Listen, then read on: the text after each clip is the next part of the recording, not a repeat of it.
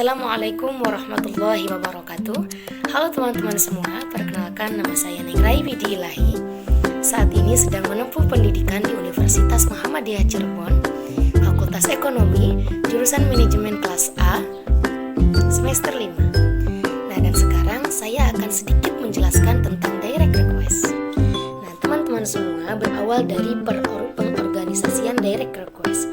Dalam konteks yang lebih luas, direct request ini dapat diartikan sebagai kegiatan yang dilakukan oleh pribadi atau suatu organisasi kepada pihak lain untuk meminta sebagai informasi penting dengan segera dan menggunakan berbagai media komunikasi yang ada. Sebagai contoh, media komunikasi elektronik. Nah, sebagai contoh, suatu organisasi tertentu mengajukan permintaan informasi tentang produk terbaru mereka kepada suatu organisasi lain dengan menggunakan media elektronik seperti telepon, terus email, dan media sosial yang lainnya. Bagian yang harus diperhatikan oleh kita ketika kita membuat direct request. Yang pertama, pembukaan, yang kedua, penjelasan rinci, dan yang ketiga, penutup.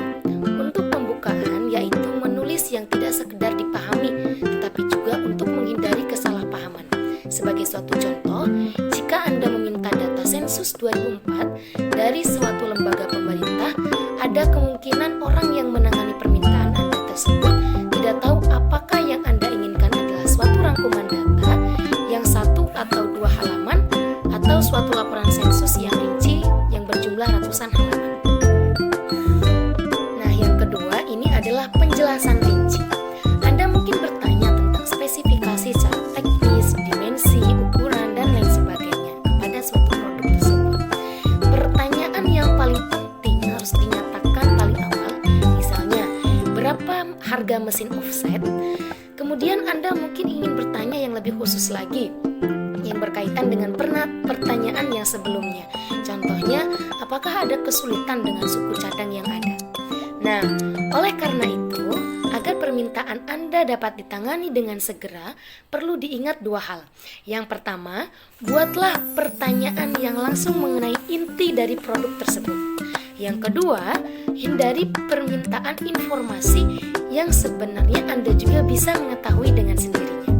Jika Anda bertanya kepada beberapa orang dengan pertanyaan yang sama, usahakan Anda menjawab ya atau tidak, sehingga memudahkan perhitungannya. Anda dapat menyediakan kolom kotak kecil sebelah kiri untuk kolom jawabannya. Sebelah sana. Dan yang ketiga yaitu penutup. Dan diisi dengan suatu permintaan beberapa tanggapan khusus, lengkap dengan batasan waktunya dan ekspresi terhadap apresiasi ataupun pemberian goodwill. Untuk mempermudah pembaca, cantumkan beberapa informasi penting seperti nomor telepon, jam kerja, dan petugas yang dapat dihubungi, sehingga memudahkan para konsumen untuk menghubungi produk itu. Nah, yang selanjutnya ini kita akan membahas sedikit tentang permintaan informasi rutin. Dalam membuat surat permintaan rutin, perlu diperhatikan 3 pertanyaan berikut ini. Yang pertama, apa yang ingin Anda ketahui? Yang kedua, mengapa hal tersebut perlu Anda ketahui? Dan yang ketiga, mengapa hal ini dapat membantu? Dalam kaitannya dengan direct request, permintaan dapat berasal dari dalam maupun dari luar organisasi bisnis. Nah, kita akan sedikit membahas juga tentang permintaan di dalam organisasi. Meskipun suatu permintaan dapat saja dilakukan secara lisan, tetapi alangkah baiknya kita menggunakan secara tertulis. Nah, seperti memo ini. Memo dalam bentuk tertulis akan dapat menghemat waktu dan membantu audiens mengetahui secara tepat apa yang diinginkan. Pengiriman memo dapat dilakukan antara karyawan dengan karyawan, pemimpin dengan karyawan, pimpinan dengan supervisor, dan supervisor dengan karyawan.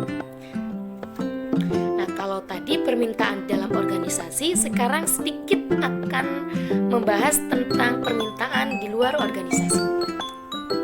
Dalam hal ini, kita harus memperhatikan 3 hal, yaitu Yang pertama, di mana Anda membaca iklan tersebut, nama surat kabarnya, terus halaman, tanggal, hari, bulan, sampai ke tahunnya. Dan yang kedua, jelaskan apa yang Anda inginkan atau apa yang Anda maksud. Yang ketiga, cantumkan alamat Anda yang jelas dan lengkap untuk balasan surat Anda tersebut. Nah, sekarang kita lanjut ke menulis direct request untuk pengaduan. Istilah surat pengaduan atau claim letter dan surat penyesuaian atau adjustment letter yang berkaitan dengan ketidakpuasan konsumen terhadap suatu produk kita atau suatu produk atau jasa bagi kebanyakan orang adalah kata-kata yang kurang menyenangkan.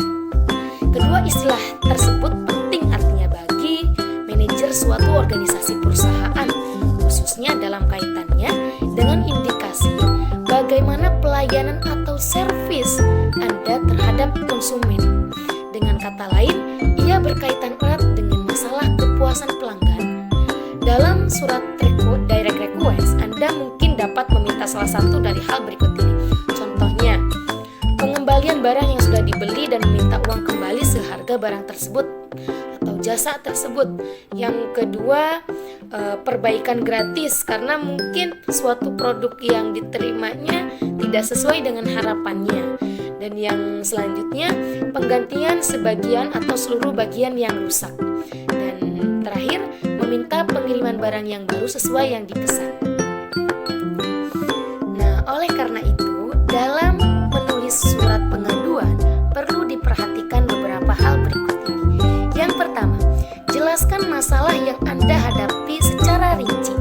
Uraikan. Jadi, konsumen itu uraikan secara jelas dan rinci sehingga pembaca atau yang menjual produk tersebut dengan mudah dapat memahami apa masalah konsumennya, apa masalah produknya.